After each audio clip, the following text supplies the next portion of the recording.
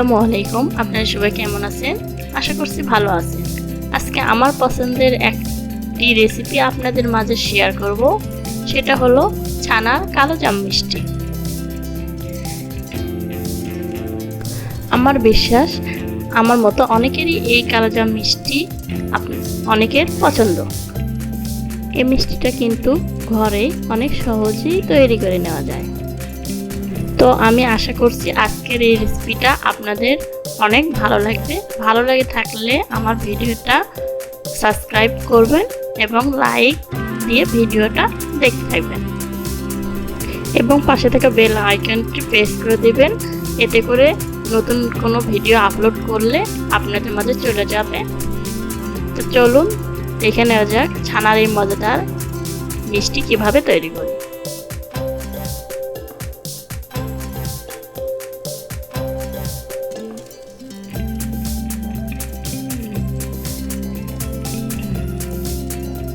ফার্স্টে এখানে আমি ননস্টিক কড়াইতে 1.5 লিটার পরিমাণ গরুর দুধ নিয়েছি। আপনারা চাইলে এটা প্যাকেটের দুধ দিয়েও করতে পারেন।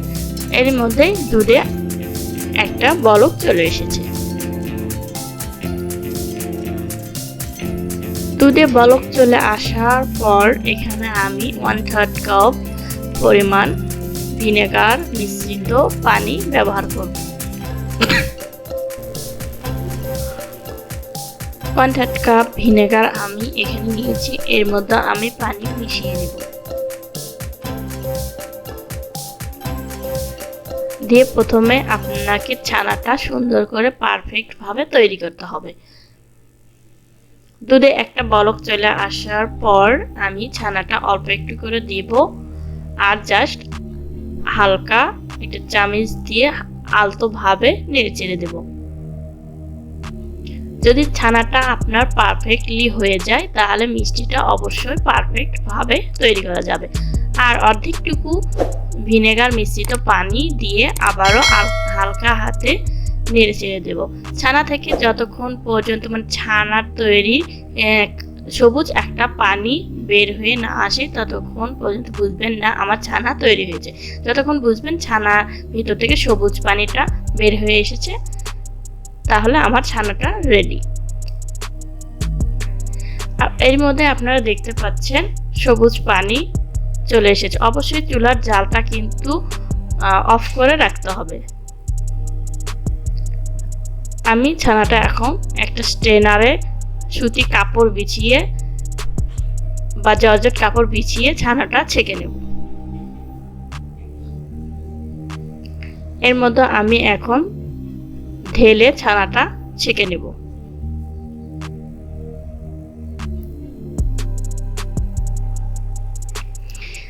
ছানাটা ঢেলে দেওয়ার পর আমি কল থেকে ঠান্ডা পানি দিয়ে এক্সট্রা গরমটা বের করে নিচ্ছি।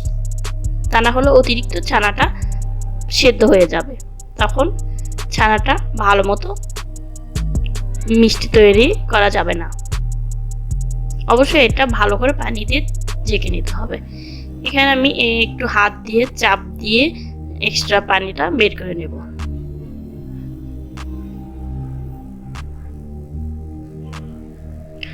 দিয়ে আমি এভাবে আধা ঘন্টার জন্য ঝুলিয়ে রাখবো। আমি এখানে ছানা তৈরি করার জন্য যে শিরাটা তৈরি করে নেব এই জন্য আমি 1 কাপ চিনি দিয়ে নিয়েছি, আরো হাফ কাপ দিয়ে নিয়েছি। এই জন্য আমি 1 কাপ চিনি দিয়ে 5 কাপ পানি দিয়ে নিব।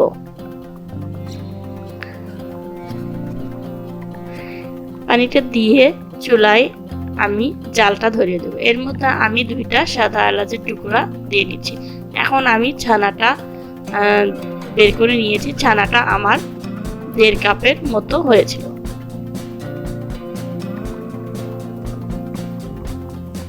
অবশ্যই ছানার থেকে পানিটা যেন বের হয়ে আসে, তা না হলে মিষ্টিটা ভেঙে যাবে যদি ছানায় অতিরিক্ত পানি থাকে। আবার বেশি শক্ত করাও যাবে না। ছানাটা আমার পারফেক্টলি হয়ে গেছে।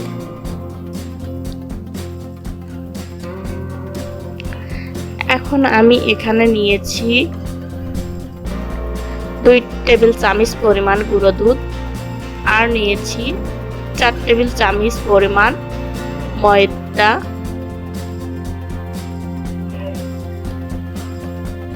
আর দিয়ে দেব 3 টেবিল চামচ পরিমাণ সুজি। সুজিটা অবশ্যই কাঁচা। আর দিয়ে দেব এখানে কর্নফ্লাওয়ার 2 টেবিল চামচ পরিমাণ, আর 2 টেবিল চামচ পরিমাণ চিনি। এখানে বেকিং পাউডারটা আমি ইউজ করেছি 1 চিমটি পরিমাণ। এভাবে হাত দিয়ে আমি 1 চিমটি বেকিং পাউডার দিয়ে নিচ্ছি। 2 টেবিল চামচ পরিমাণ বেকিং পাউডার নিয়েছি। তারপর আমি এখানে ঘি নিয়েছি 1 টেবিল চামচ পরিমাণ। আপনারা রান্নার তেল দিয়েও ব্যবহার করতে পারেন। ঘিটা আমার জমানো, এই জন্য আমি 1.5 টেবিল চামচ পরিমাণ নিয়ে নিয়েছি। নিয়ে সবগুলো উপকরণ এখন আমি একটু মিশিয়ে নিব।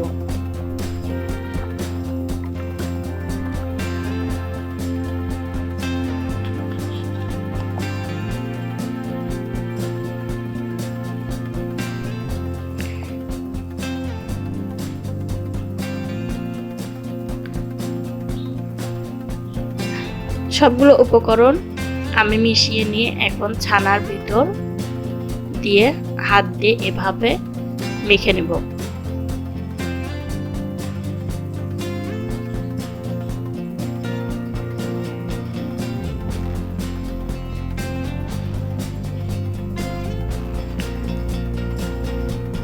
আমি এভাবে প্রায় আধা ঘন্টার মতো হাত দিয়ে মেখে নিয়েছি। মেখে এভাবে ডলে নিচ্ছি।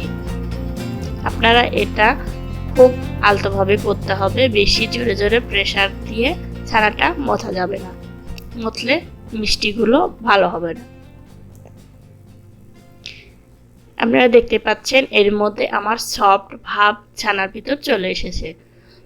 এখন আমি অল্প করে নিব আর এভাবে হাতের সাহায্যে প্রেস করে কালো জামের শেপ দিয়ে নেব।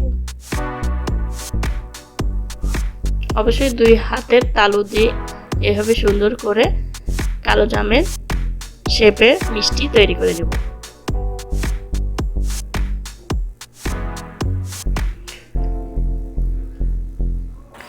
দেখে বোঝা যাচ্ছে মিষ্টির ভিতরে কোনো রকম ফাটল নেই।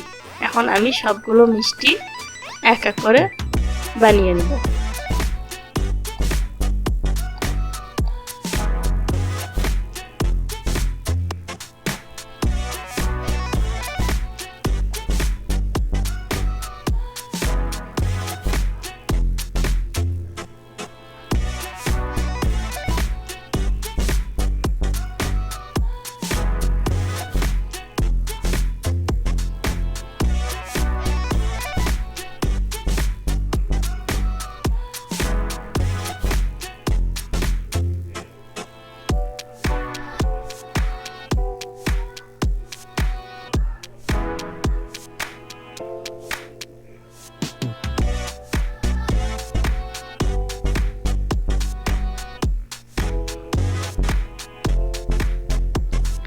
এর মধ্যে আমি সবগুলো মিষ্টি এক এক করে বানিয়ে নিয়েছি।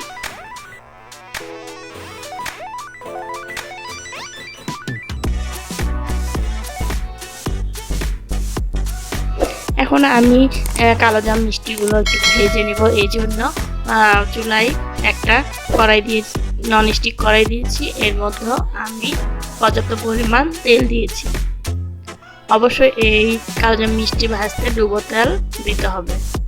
আমি অল্প একটু দিয়ে দেখব যে তেলটা গরম হয়েছে কিনা। এই জন্য আমি অল্প একটু মিষ্টির ব্যাটারটা দিয়ে আমি দেখে নিয়েছি, হ্যাঁ আমার তেলটা গরম হয়ে গেছে। এখন আমি সবগুলো মিষ্টি এক এক করে তেলের ভিতর ছেড়ে দেব। আমি প্রথমে হাই হিটে জাল করে নিয়েছি তেলটা, তারপর একবারেই লো করে দিয়েছি। আপনারা চেষ্টা করবেন প্রথমে একটা হাই করে দিয়ে তেলটা একটু গরম করে নিয়ে তারপর লো করে দিব।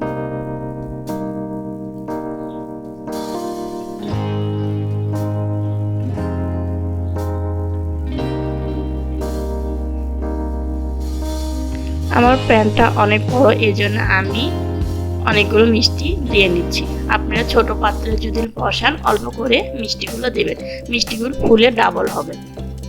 এরই মধ্যে ওপর থেকে বাবলস উঠেছে এবং মিষ্টিগুলো ওপর দিকে উঠতেছে।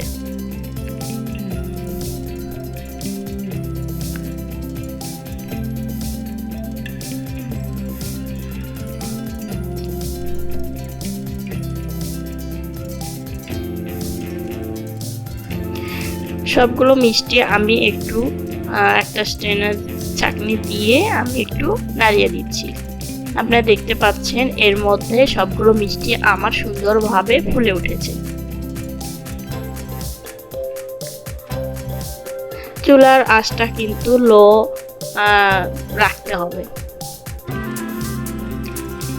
এখন মিষ্টিগুলো সম্পূর্ণ ফুলে টইটম্বুর হয়েছে। এখন আমি এটা লালচে কালার করে ভেজে নেব। আমার এর মধ্যে হালকা কালার চলে এসেছে। আমি এখন চুলার আঁচটা একটু বাড়িয়ে দেব।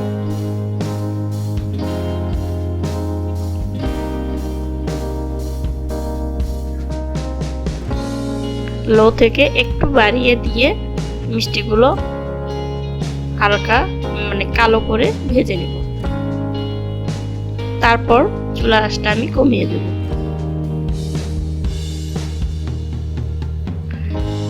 এর মধ্যে মিষ্টিগুলো আমার সুন্দর লালচে কালার হয়ে গেছে।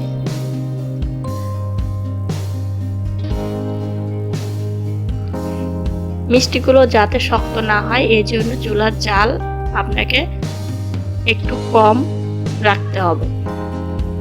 এখন আমি এ পর্যায়ে মিষ্টিগুলো তুলে নিচ্ছি।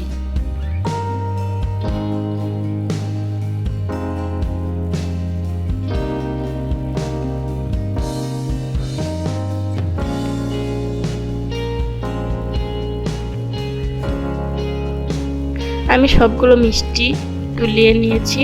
আগে থেকে যে শিরাটা আমি চুলায় জাল করে রেখেছিলাম, আমি এখানে কিন্তু শিরাটা আমার কুসুম গরম ছিল আর মিষ্টিটাও হালকা গরম ছিল। আমি এই পর্যায়ে মিষ্টিগুলোর ভিতর দিয়ে দেব। শিরার ভিতর দিয়ে একটু একটা কাঠি দিয়ে আমি এভাবে নেড়ে দেব। নেড়ে আমি চুলার জালটা আবারও ধরিয়ে দিয়েছি। এখন আমি 4-5 মিনিট একটু জাল করে নেব মিষ্টিগুলো ভিতরে শিরাগুলো ভিতরে প্রবেশ করার জন্য। আর ছিদ্রতে একটু কাঁচের ঢাকনা ছিদ্র, এই জন্য আমি একটা কাগজ গুঁজে দিয়েছি। এর মধ্যে আপনারা দেখতে পাচ্ছেন মিষ্টিগুলো অত্যন্ত সুন্দর হয়েছে এবং ফুলে টইটম্বুর হয়েছে।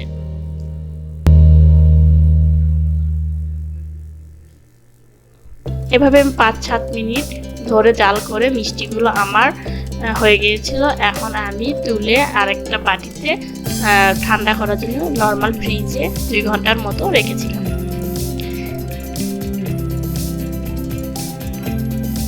এখন আমি পরিবেশনের জন্য তুলে নিচ্ছি।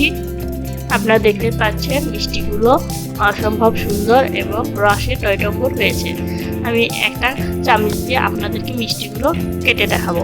অবশ্যই আমার ভিডিওটি আপনাদের ভালো লাগবে। আশা করছি আজকের ভিডিওটি যদি ভালো লাগে লাইক, কমেন্ট, শেয়ার এবং সাবস্ক্রাইব করে আমার পাশেই থাকবেন। এরকম নিত্য নতুন ভিডিও পেতে আমার চ্যানেলটি